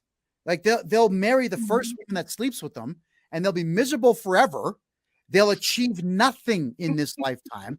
And that leaves you two gentlemen to now be better than them, not by a little, but by a lot. And I would focus, the two of you, on being in the top 10 skill-wise, the top 10 confidence-wise, the top 10 public speaking-wise, and the top 10 in just holding up your head above all those other beta cucks that are really not competition for you. And what'll happen here is if you guys take my advice, you'll be so far above the average that women will flock like doing, like the Roadrunner does in the cartoons because they haven't seen it before. And the example I'm going to give, and I'm going to get a bit rude here, is when I was running for mayor of Calgary, my podcast was #1 in Canada. Women were throwing it at me, like because they said I said I came to Calgary as an obnoxious but confident and boisterous guy saying I'm Calgary mayor-elect. I got the #1 podcast in the country. I'm the country's best looking guy. Women don't hear men talk like that. So they Mhm. flock to me. And I've got women who just taken their clothes off for me because they perceived my behavior as power. That's how they saw it. And I had to say, like, whoa, geez, I love it. Thank you, ladies. But yeah, I'm running a campaign here. Right. And so when you are being seduced as such, you can't just fall for it. You can't just say, yeah, pants off. Yeah. You can't. You got to be cool and calm and collected about it. You guys have an opportunity here to have really high quality women, but you got to make sure that you are high quality men, not for women's sake, for your own sake. Melanie, you're up. Yeah, no, you couldn't have said it better. Yeah, because what you are is what you attract. So yeah, I think you guys have potential. It just might take a while to sift through the trash to find the good stuff. So Yes, but my understanding is the two of you are highly skilled tradesmen. Do I have that right? Yeah. Okay, Good. so Yeah. Christian, what do you do? I'm pretty well labor management for Cubbers Express for one side of it. He is my helper, and he's done extraordinarily well. I do that. I do private business as well for other clients. Okay, I'm and you're also- doing this before 30 years of age. That's great. Yes, Yeah. and Okay. also I'm trying to get into the music industry. I'm a music producer. I'm a sound equipment tech, and I'm an audio engineer as a hobby. So I'm trying to get that going too. Okay. But for now, I have to focus my time on the trades because that's paying most of my bills right now. Okay, And then so on my spare time, yeah. you gentlemen are good with your hands. Now, Lord knows how many times I've been asked this question by women I'm macking on and trying to score. Hey, are you handy? Because my stove's not working. I'm thinking, damn it, if I could fix that stove, Yeah. I'm getting some for the next month. All right. I'm not mechanically inclined. I'm a negotiator, obviously public speaker, and so on. My skill set is still liked by women, but I'm not able to fix their problems for them unless, of course, they are legal issues. You gentlemen walk in saying, yeah, I got this. Your lights don't work. Give me an hour. Get their lights working. And then say to them, listen, sweetheart, you're making me dinner. And get started. You guys can talk like that. Melanie's seen me talk to women this way now. It's not disrespectful. I don't condone it though. No, I don't. I know you don't condone it. But what I'm getting at here is I'm not going to beg and say, could you maybe cook me a dinner? No, no, you're making me dinner. Get it done, please. I'll get my job done. You get your job done. There's positively nothing wrong with being a confident man. And Melanie. That's not confidence. That's dickish. You can't No, just it's say. not at all. It's not dickish at all because you're getting it done. All right. I say this all the time. No, here's a simple example. I have to meet my ex-wife tomorrow morning. I got to meet her at a friggin' coffee shop at 5:30 a.m. But it's for my kids, so I do it. And I said to her flat out, I'll do this. I don't want to. I'll do this. Breakfast is on you. That's it. It's a contract. She agreed. I agreed. I will go there unbegrudgingly. And I know it's only a $5 sandwich. That's not the point. The point of it is that I'm dictating terms on how I'm going to live my life and how my time's going to be used when someone's demanding my time at 5:30 a.m. And you gentlemen have the right to do the same thing. I've said this before, Melanie, and I'm not insulting women. I love you ladies. I do. But I can't go to a woman and say, here's a choice of two things because your brains get frazzled. I don't say to a woman, hey, would you like to go on dinner with me? Because she has an option. It's yes or no. And it's like, well, he's kind of cute, but I don't like his car. His shoes suck, but he's got a cool coat. His friend's a jerk. Like this is all these things get buzzing in their heads. No. We don't ask. Tell you what, I'm buying you dinner Saturday, 7 p.m. I'm picking you up at 6:30. Be ready. Smile. Okay, my advice is don't take Kevin's advice fully. My advice is say, I'm taking you for dinner. Is Friday or Saturday better? Give her a choice, but you're still going to get the dinner. Are you serious, Melanie? Yes. Well, what if they're not available Friday? But well, give her a choice. What if she's not available Saturday and you're like, yeah, I'm taking you for dinner. And if you can't go, then screw off. Then yes, that's a little Okay. too strong. Do you know what That's a real little woman would say? This is where I have to disagree with you, Melanie. A real woman would say this: I can't Saturday because. And if the reason's a good one, listen to her, guys. But can we do lunch Sunday? Now you've got a woman who's interested in you. That is a woman that you say, you know what? Yeah. I'm going to shovel my calendar for you, but only because it's you. So you guys got to play it up. You got to be cool. You got to be nice, but cool at the same time. And there's nothing wrong with this, because now the two of you are in a negotiation where she's actually interacting with you. Exactly opposite the crap I was actually going to show on my phone tonight. These stupid friggin' Tinder replies. Hi, what's up? Hello. Oh, apparently they I'll say something. I'll type something interesting, and I get a response like, "Oh, that's nice." They've clearly had some Tinder experience, because yeah, I saw you both fall back on the couch at the same because time. this is what we put up with as men, and that's why I'm saying that a real woman who's actually interested in we men will make that compromise, but she'll do it on her own with just a little bit of confidence. Guys, here's a prime example. When I first met my wife, this is 23 years ago. We had a breakfast plan to get together at 8:00 in the morning, breakfast, and go for a hike. However, her father was also in cancer treatments. She made a phone call to me at 7 in the morning. I'm sorry, I've got to go to the hospital and deal with my dad, and the nurses will be taking over at 1. How about we do lunch at 3? Yes. No problem at all. She told me the truth, and she rectified the fact that I was not going to get her time in the morning. I got her time in the afternoon. A real woman, Melanie, will do that. And we men need to then show our appreciation for a woman who will say, I can't, but I will at this future time. So I absolutely accommodated that. And I thanked her very much for making an alternate suggestion, which I was then responsible for making work. Maybe the boys should take Kevin's advice. Melanie? Well, I'm just saying, be assertive but not aggressive. Okay, Assertive. so don't be an asshole, but be assertive. All right. Yeah, confident and assertive, but there we go. Not. Yes. Yeah. I'm fine with that, and I don't disagree at all. There we go. We just, I can't believe this. A man and a woman made a compromise on like a live show. That's never happened before. Good thing. Wow! Holy smoke, man! Call Guinness. All right, gentlemen. Anything else you'd like to know? Okay, so I believe that me and him are both high value men. We have stuff going for us. We have goals. We have ambitions, and it's still extremely tough. Like for me on Tinder, 30 likes a day. For him, probably about the same.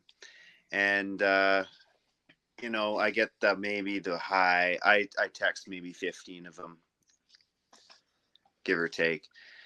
Nothing. Zero. Nothing from it. Okay. And is this just more of like, is this going to take some time or what? Because just recently I've been starting to work on, finding somebody myself. I took a year off and just worked on myself, built my income, got better at whatever I was doing. Okay. And yeah, so it's just like, it seems impossible now, and yeah, again, this is between the ages of 20 and 26. So. Okay. So I feel your pain on that. I'm just going to reflect on that one very quickly here.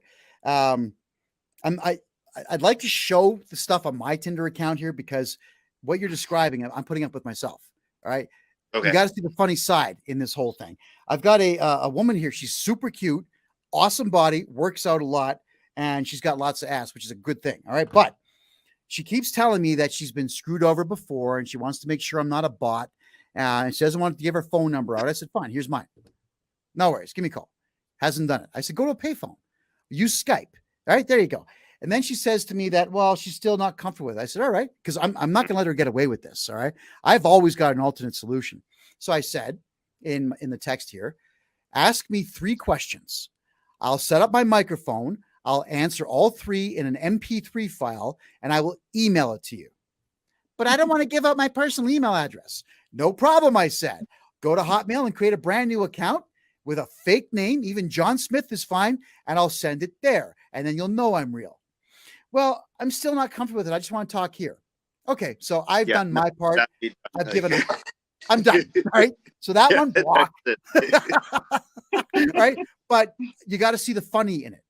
It's funny that an adult woman, 51 years of age, is that pathetic. Still She has 500 excuses why she should fail. Now, it's good that I get rid of a person like this, because this is someone that'll piss me off every day. I'll say something, she'll argue with me. I'm sure of it. I'll say, hey, you look good today. She'll say something stupid like, I don't know, I'm ugly. I'm a little too fat. Like, I don't have time for that shit. I really don't. And I don't think you guys do either. So if you're not getting anywhere with these specific Tinder babes, broads, chicks, whatever you want to call them, they're not the right ones for you anyway. Like, they're really not. Melanie, I think you've got something to say on that. Well, I'm just wondering if you don't have to just cut right to the chase in the conversations, because I think that might save you some time, and the girls that actually engage probably you'd be more inclined to continue talking to, and the ones that don't, just skate them. Yeah, just turf them. I mean, there's nothing wrong with telling the truth, saying that your time's valuable, right? Of course. Yeah. Of course. I mean, coming right out and saying something on the lines of, just for the record, and with comma, with a smiley face, I only tolerate 7 messages back and forth before we talk on the phone. If you're not cool with that, just tell me to F off. Like, just say something funny as such. You probably may not get a reply, but a woman like that is too stupid or gutless to have a serious relationship with a successful guy anyway. So you're actually kind of, I know you're getting depressed because it's a bit of effort, but these women aren't worth chasing. If they can't do the simple courtesy of saying something to you when you're presenting yourself as available to talk, well, what's the point? Useless. Skip. Mel? Well, I'm just thinking I need to introduce them to my work daughter there, because she's a little cutie, but. Okay, hold on. Wait. I gotta say something. Is she a cute? Is this girl you're talking about cute the way a man would see cute, or the way a woman would see cute? Because remember, she's a bit curvy, but she's really stunning. Like, she's long dark hair, beautiful smile. Like, and her personality, she's career driven. She's fun. She's active. She actually works 2 jobs. She's working at a school right now, and at a bar on the weekends. She's working at a brewery on the weekends. Any feminist tendencies? Not really. She's really brought up in a conservative household, and she's quite. I'd say 70% awake. So we've got some work to do, but. Okay, well, in your 20s, you're supposed to be 70% away from everything, really. So that's fine. Yeah. It's a matter of decency. It's a matter of good upbringing. It really is. And it's a matter of someone who stays away from the radical leftist feminist tripe out there. And if you've got all 3, then all right, you've got yourself a candidate to start spending some time talking to them. Yeah. All right, there we are. Lynn, I think you had a question. It's not as much of a question as if if the Tinder is starting to become a waste of time and all the dating apps and everything, where do you go if it's not a bar now? Perfect. You go to the bar now, you just go to play pool with all the old guys. Right.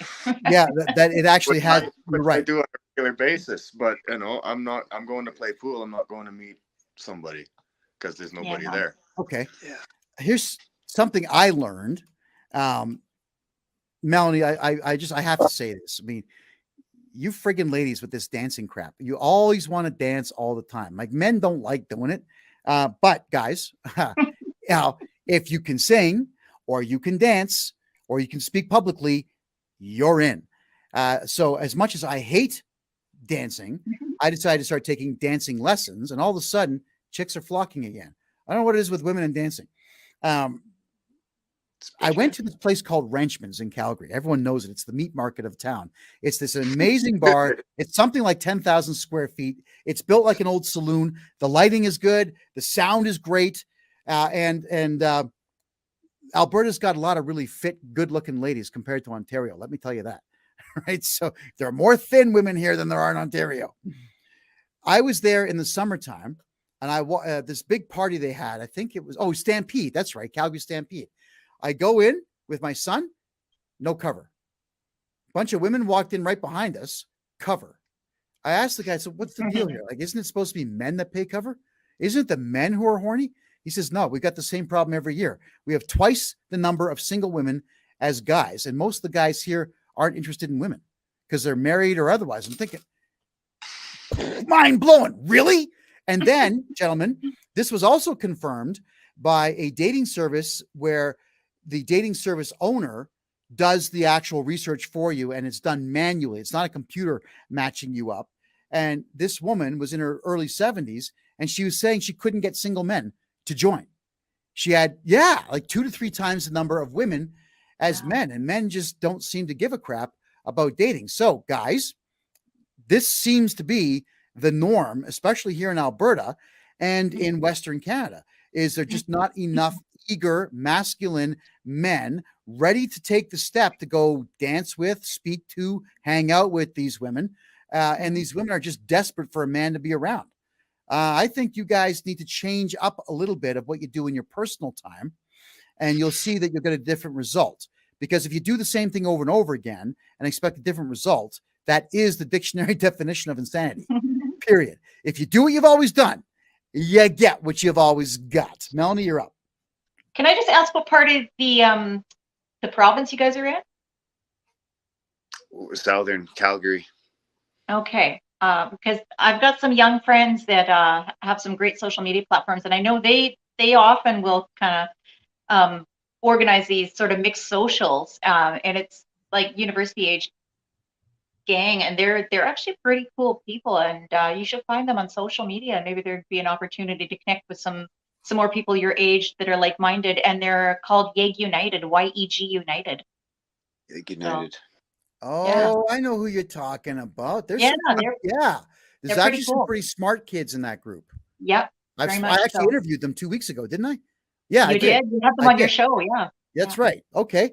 And there's a lot of girls in that group who are conservative, and they're under 25 years of age. And cute. You guys being in your mid 20s, I guess between 20 and 30 is pretty good. Mm-hmm. No? Yeah, it's perfect. Yeah. I mean, for one, when I was your age, I was chasing 30 and up. Yeah. Sorry? If we're back onto that family train of thought, that is. Yeah, exactly. Yeah. If you gentlemen are thinking family, I would suggest a lady who's a couple of years younger, not 10, that's stupid, but I mean, a couple of years younger.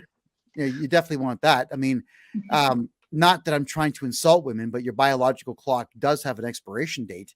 It's for your eggs go bad and we can no longer fry them up. So we want to make sure you're involved with a gal that when you finally decide, yes, we're going to have kids after you've had some fun together, she's a bit younger than you are, so that it's feasible.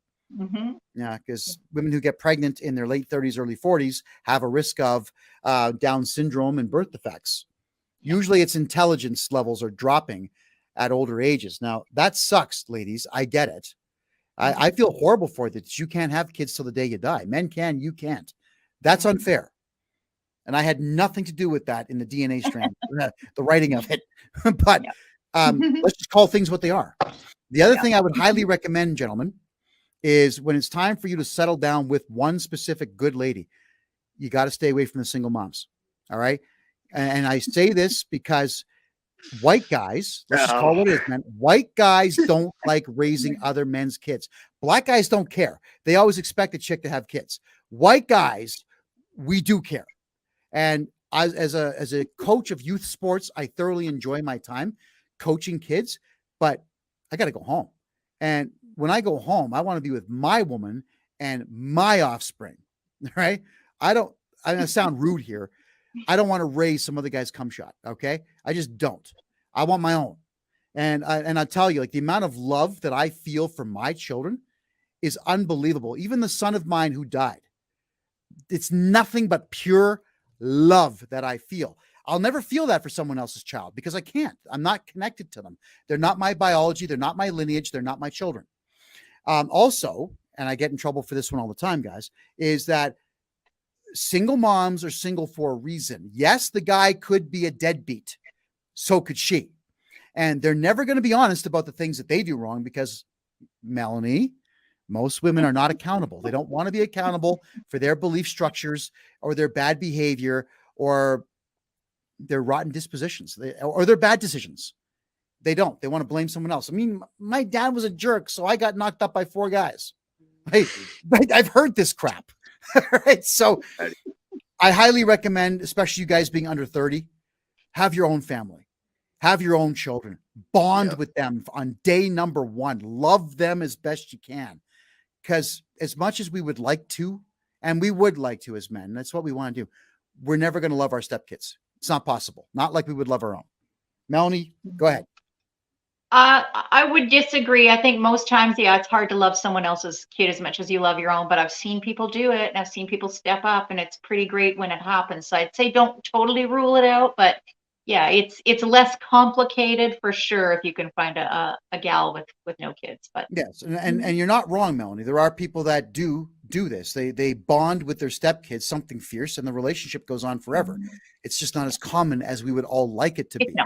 No, and I would like it to be common, but it's not. So I'm not saying that single moms are bad, but I am saying that they got involved in a relationship and it failed.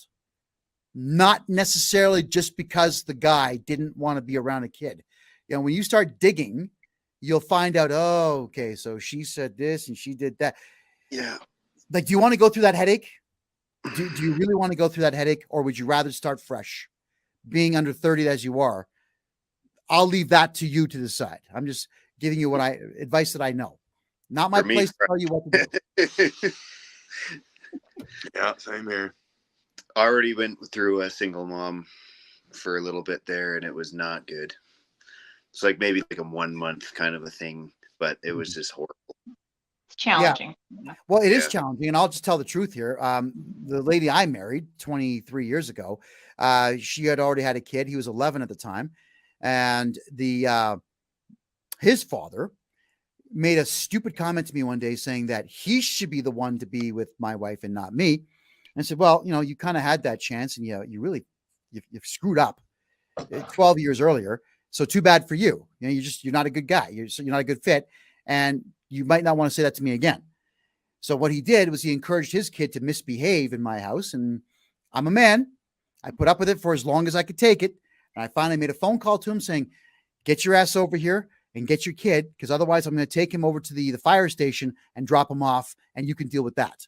I had enough. And as soon as I did that, this weight was off my shoulders. All of a sudden, I felt like a human being again. I wasn't aggravated all the time. You know, obviously, this put a bit of a strain on our relationship for a short while. But I'm telling you guys, it's not easy. You do have options, though. As men, you still have options. It's up to you to decide for yourselves how much crap you want to put up with.